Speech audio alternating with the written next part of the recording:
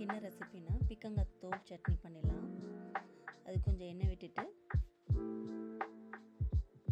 உளுந்து போட்டு வறுத்துக்கலாம். நீங்கள் இதில் கருப்பு உளுந்து கூட யூஸ் பண்ணிக்கலாம். நல்லா வறுத்து எடுத்துக்கலாம். இதில்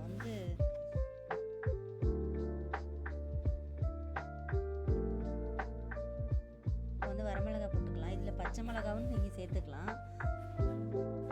பச்சை மிளகாவும் கொஞ்சம் ரெண்டையும் மிக்ஸ் பண்ணி கூட நீங்கள் போட்டுக்கலாம். வரமிளகா பச்சை மிளகாய் இல்லைன்னா வரமிளகாய் மட்டும் சேர்த்துக்கலாம்.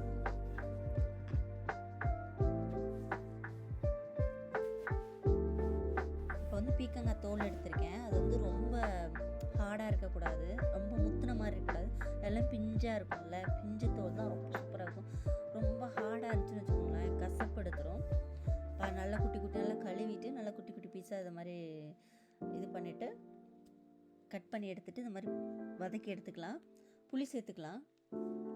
இதுக்கு வந்து இந்த வதக்கும் போது எண்ணெயோட நெய் சேர்த்து வதக்கணும், சூப்பராக இருக்கும். இதோட எண்ணெய் ஊற்றிருக்கோம்ல, எண்ணெயோடு சேர்த்து நெய்யும் ஊற்றினா நல்லாயிருக்கும். இப்போ தேங்காவை ட்ரையாக வறுத்துக்கலாம். இது இந்த மாதிரி செஞ்சாவே நல்லா தான் இருக்கும். நீங்கள் வெங்காயம் தக்காளி இதெல்லாம் போட்டு இதோட சேர்த்து கூட சட்னி ரெடி பண்ணலாம். அந்த மாதிரினா கொஞ்சம் நிறைய குவான்டிட்டி நிறையா வரும். இதுனா கொஞ்சம் கம்மியாக தான் வரும். இப்போ அரைச்சி எடுத்துக்கலாம்.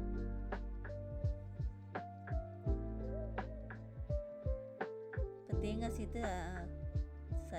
சேர்த்துக்கலாம். சால்ட்டு சேர்த்து தண்ணி ஊற்ற வேண்டாம். தண்ணி ஊற்றாமல் அரைச்சா தான் அந்த மாதிரி சட்னி பதத்தில் வரும்.